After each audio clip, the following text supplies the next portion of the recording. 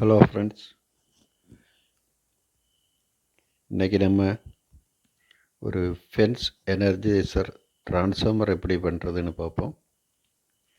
முதல்ல அதுக்கு வேண்டிய அந்த வைண்டிங் பேப்பர் சைஸுக்கு கரெக்டாக கட் பண்ணி எடுத்துடலாம். ஃபென்ஸ் எனர்ஜைசர் ஒரு 10 kV வர மாதிரி ட்ரான்ஸ்ஃபார்மரு. இது டைப் 3ல்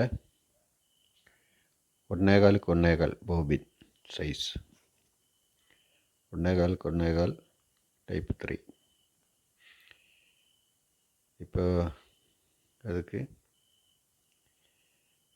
1.25 ஸ்கொயர் டைப்பில் இருக்குது, 1.25 1.25 டைப் 3.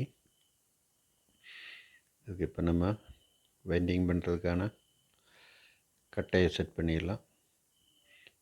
அப்புறம் வைண்டிங் பேப்பர் ஃபஸ்ட்டு ஒரு சுற்றிடலாம்.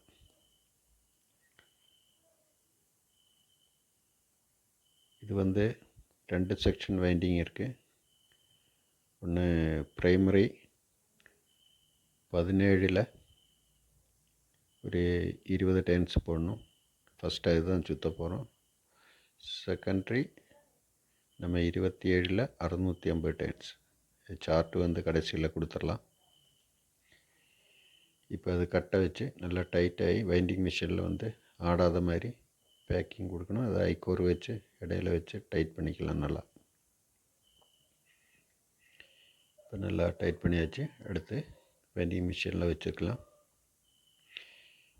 வச்சு நல்லா டைட் பண்ணி அதை ஸ்பீட் அட்ஜஸ்ட்மெண்ட் இருக்குது அதில். இப்போ நம்ம ஃபஸ்ட்டு சுற்றுறது 17 கேஜ் காப்பர்.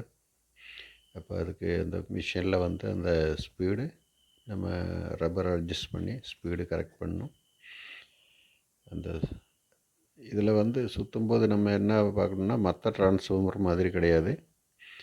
ஒரு 4 mm 2 மேலேயும் கீழேயும் நம்ம கேப்பு விட்டு அதுக்கு நடுவில் தான் சுற்றணும். ஏன்னா இது ஹை வோல்டேஜ் ஆனதுனால நமக்கு ஆர்க்கிங் வரும். அப்போ அதனால் ஒரு 4 mm அளவுக்கு கீழேயும் 4 mm அளவுக்கு மேலேயும் நம்ம அது கேப்பு விடணும். கேப்பு விட்டு நம்ம அதுக்கு இடையில தான் நம்ம ஒயரு கொடுக்கணும்.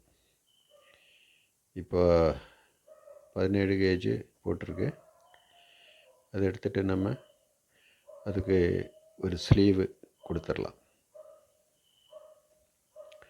2 mm 3 mm 2 ஸ்லீவ் போட்டு எட்ஜ் எடுக்கணும் அதுக்கு வெளியே.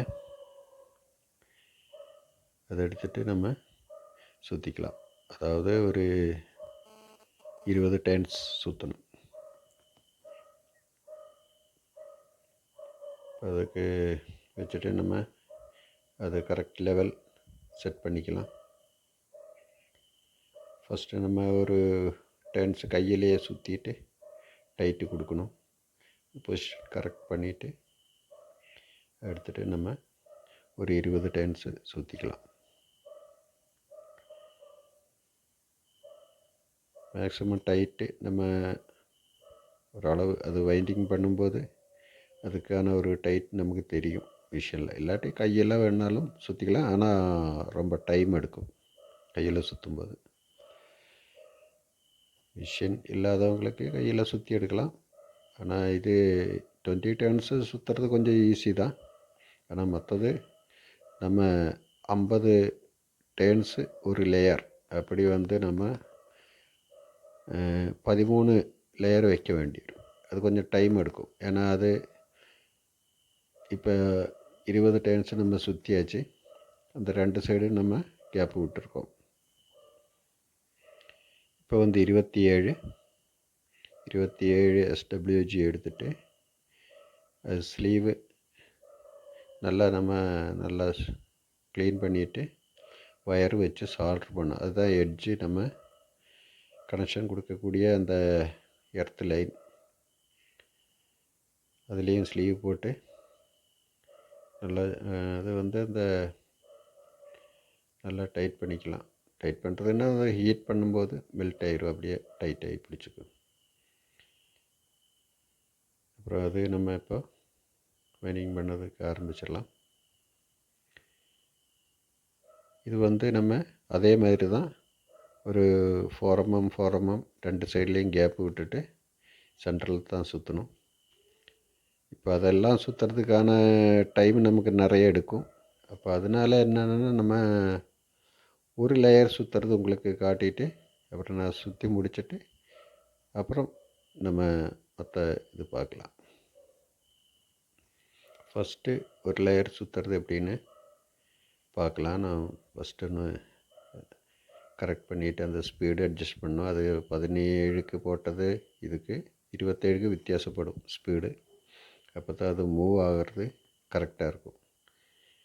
அப்போ அது அட்ஜஸ்ட் பண்ணிவிட்டு இப்போ இந்த ஒரு லேயர் சுற்றிக்கலாம். இது அதோட சார்ட்டு.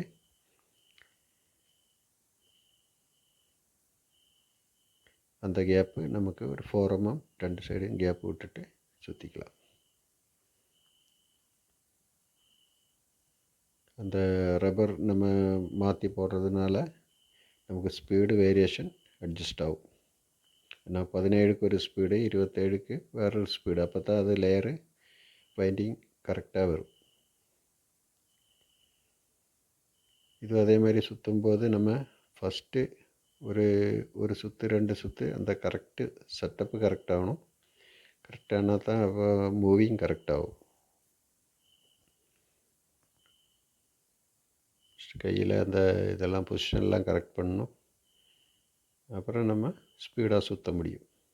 ஸ்டார்டிங்கில் எல்லாம் கரெக்ட் பண்ணிவிட்டு கொடுத்தாச்சுன்னா அப்புறம் நம்ம ஸ்பீடாக சுற்ற முடியும். மிஷினில் சுற்றும் போது நமக்கு கொஞ்சம் சீக்கிரம் வேலை முடியும். கையில் சுற்றணுன்னா ரொம்ப டைம் எடுக்கும். இதே மற்ற நம்ம இப்போ சார்ஜர் டிரான்ஸ்ஃபார்மரு அந்த மாதிரி இதெல்லாம் வந்து நமக்கு ஒன்றுக்கு மேலே ஆனாலும் பிரச்சனை இல்லை. ஆனால் இது அப்படி வரக்கூடாது. ஒரு லேயரு ஒரு வைண்டிங்க்கு மேலே இன்னொரு வைண்டிங் வரக்கூடாது. அதே மாதிரி பேக்கிங் ஒவ்வொரு 50 சுற்றுக்கும் ஒரு பேக்கிங் நம்ம கொடுத்து அடுத்தது ஆரம்பிக்கணும். அதுதான் இதோட ஃபென்சிங்கோட. ஏன்னா இது ஒரு 10,000 வோல்ட் அதில் பாயறதுனால ஆர்க்கிங் ஒரு பிரச்சனை. அப்போ அதெல்லாம் வராமல் இருக்கணும்னா நம்ம பர்ஃபெக்டாக டைட்டாக பார்த்து சுற்றணும். இப்போ நம்ம ஒரு லேயர் சுற்றியாச்சு. இப்போ அந்த கேப்பு தெரியுது பாருங்கள், 2 சைடும் கேப்பு அப்படி அந்த கேப் இருக்கணும். இப்போ நம்ம ஒரு 52 டர்ன்ஸ் போட்டிருக்கு. அது நமக்கு தகுந்த மாதிரி 50, 52, 55 வரைக்கும் அதில் செட் ஆகும். இப்போ அதுக்கு பேக்கிங் கொடுத்துக்கலாம். ஒவ்வொரு லேயருக்கும் நம்ம மறக்காமல் பேக்கிங் கொடுக்கணும். அதுதான் இதோட மெயின். ஃபென்சிங் டிரான்ஸ்ஃபார்மர் லீக்கேஜ் ஒரு பிரச்சனை வரும், கரெக்டு வைண்டிங் இல்லாட்டி. அப்போ அதனால் இது வந்து நம்ம கொஞ்சம் டைம் எடுத்து செய்யணும். அப்போ தான் இதுக்கு கரெக்டாகும். மற்ற டிரான்ஸ்ஃபார்மர்னால் நமக்கு பிரச்சனை இல்லை, ஒன்றுக்கு மேலே போனாலும் ஒன்றும் பிரச்சனை இல்லை. அதே மாதிரி பாபின் சைஸோடு ஒட்டியே நம்ம சுற்றுவோம். இதில் அந்த இது நடக்காது. இப்போ ஒரு லேயர் சுற்றியாச்சு, அந்த கேப்பில் கரெக்டாக அடுத்த லேயருக்கு அதே மாதிரி தான் அதே கேப்பு விட்டு சுற்றணும். இப்போ நம்ம எல்லாம் சுற்றி முடித்தாச்சு. ஃபைனலாக எல்லாம் வைண்டிங் வேலை முடிஞ்சிச்சு. அடுத்ததாக இனி ஒரு எட்ஜு, அவுட்டர் எட்ஜு ஹெச்டி லைனுக்கு போகக்கூடிய அந்த இது நம்ம அதுவும் அதே மாதிரி ஃபஸ்ட்டு கொடுத்த மாதிரியே ஜாயின் பண்ணி ஒயர் போட்டுடலாம். இப்போ இதுக்கு ஒரு 10 டர்ன்ஸுக்கு அந்த பக்கம் நம்ம இந்த மாதிரி ஒரு பீஸ் வச்சாச்சுன்னா அந்த இது கேப்பு வழியாக அந்த ஒயரை இழுத்து நம்ம டைட் பண்ண முடியும். அதனால் அந்த மாதிரி பண்ணுறது நல்லது. ஏன்னா மேலே ஒயர் இருக்கும்போது இதுக்கு இடையில் அப்படியே கொடுத்துட்டு இந்த பீஸ் அப்படியே இழுத்தாச்சுன்னா நல்லா டைட்டாக நிற்கும். ஒயரின் மேலே இழுத்தாலும் ஒன்றும் வைண்டிங் ஒன்றும் ஆகாது. இந்த மாதிரி பண்ணிக்கலாம். அதுக்கு மேலே நம்ம ஒரு இன்சுலேஷன் ஒட்டிட்டு வைண்டிங் பேப்பரு கடைசியாக ஒரு 2 சுற்றி சுற்றி ஃபினிஷ் பண்ணிடலாம். இப்போ டிரான்ஸ்ஃபார்மரோட வைண்டிங் வேலை எல்லாமே முடிஞ்சு. அடுத்தபடியாக நம்ம கோர் இதில் 2 முறையில் போடலாம். ஒன்று சாதாரணமாக நம்ம டிரான்ஸ்ஃபார்மருக்கு போடுற மாதிரி ஒரு ஈக்கோர் மேலேயும் ஒரு ஈக்கோர் கீழேயும் அப்படி வச்சு தான் சாதாரணமாக போடலாம். இப்போ நான் என்ன பண்ணுறேன்னா, இப்போது ஈக்கோர் எல்லாம் மேல் சைடும் ஐக்கோர் கீழ் சைடும் வச்சுட்டு மொத்தமாக அது ஏன் அப்படி போடுறதுன்னா, அந்த ஒரு சத்தம் டக் டக்குன்னு அடிக்கிற ஒரு சத்தம் இப்படி போடும்போது கொஞ்சம் அதிகமாக வரும். அப்போ நமக்கு அந்த ஃபென்சிங் ஒர்க்கிங் அவங்களுக்கு ஏதாவது ஃபால்ட் ஆகுனா கூட அவங்களுக்கு சீக்கிரம் தெரியும். அந்த சத்தத்துலேயும் ஃபென்சிங் ஒர்க் பண்ணுறதும் நல்லா தெளிவாக கேட்கும். ஏன்னா இது தோட்டத்தில் ஷெட்டில் எல்லாம் வைக்கிறதுனால அது அந்த மாதிரி ஒரு ஃபிட்டிங்ஸ் பண்ணும்போது கொஞ்சம் நல்லாயிருக்கும். மற்றபடியும் வைக்கலாம். ஆனால் நான் இந்த மாதிரி ஒரு மெத்தடு தான் பண்ணிகிட்ருக்கேன். இப்போ நம்ம கோரெலாம் போட்டு முடித்தாச்சு. இனி அடுத்ததாக நம்ம ஒரு ஃபென்ஸ் எப்படி அசம்பிள் பண்ணுறதுன்னு FenceEnergizer அசம்பிள் பண்ணுற வீடியோவும் நம்ம அடுத்து போடுவோம். இப்போ அதுக்கு முன்னால் தான் நம்ம இந்த டிரான்ஸ்ஃபார்மர் எப்படி பண்ணுறதுன்னு பற்றி ஃபஸ்ட்டு போட்டிருக்கோம். அடுத்து அந்த வீடியோ வரும், எல்லோரும் பாருங்கள். இப்போ நம்ம இது துரு பிடிக்காத மாதிரி ஒரு வார்னிஷ் ஒன்று பூசிக்கலாம். ஏன்னா கொஞ்சம் ஷெட்டில் எல்லாம் வைக்கும்போது கொஞ்சம் ஈரமான ப்ளேஸாக இருக்கும். அந்த மாதிரி டைமில் இந்த கோர் சீக்கிரம் துரு ஏறிடும். அதனால் ஒரு வார்னிஷ் விட்டு கொடுத்துடலாம். உள்ள வார்னிஷ் போடணுன்னு கிடையாது, போட்டால் நல்லது தான். ஆனால் போட்டுட்டு கொஞ்சம் காய வைக்கணும். இப்போ நம்ம இதுக்கு வார்னிஷ் உள்ளே போடுறதில்ல. நம்ம இது க்ளூ ஸ்டிக்கு வச்சுட்டு சீல் தான் பண்ணுறோம். ஏர்டைட்டு கொடுத்தாச்சுன்னா இதே மாதிரி ஆர்க்கிங் கொஞ்சம் ஈரமான ப்ளேஸாக இருந்தால் ஆர்க்கிங் எல்லாம் வர்றதுக்கு வாய்ப்பு இல்லை. அதனால் நான் எப்போவும் இந்த க்ளூ ஸ்டிக்கு வச்சு பண்ணிக்கலாம். இதில் எப்பாக்சி வச்சா நல்லது. அது கம்பெனிக்காரங்கெல்லாம் எப்பாக்சி தான் வைக்கிறாங்க, கொஞ்சம் காஸ்ட்லியாக இருக்கும். ஏதோ நமக்கு இந்த ஒரு மெத்தடு அதில் தான் பண்ணிகிட்ருக்கோம். நல்லா சீல் பண்ணி வச்சிடலாம் 2 சைடும். கோப்பரம் ஆனதுனால இந்த ஈரத்தில் ஒரு ஃபங்கஸ் மாதிரியெல்லாம் வர்றதுக்கு வாய்ப்பு இருக்குது. அப்போ நம்ம இந்த மாதிரி சீல் பண்ணியாச்சுன்னா அது கொஞ்சம் லைஃப் கிடைக்கும், நல்லாயிருக்கும். இப்போ அந்த சீல் பண்ணி அதோட வேலையெல்லாம் முடிஞ்சிச்சு.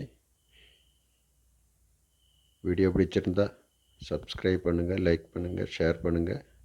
அடுத்து ஒரு வீடியோவோட சந்திக்கிறோம். தேங்க்ஸ் ஃபார் வாட்சிங். நன்றி.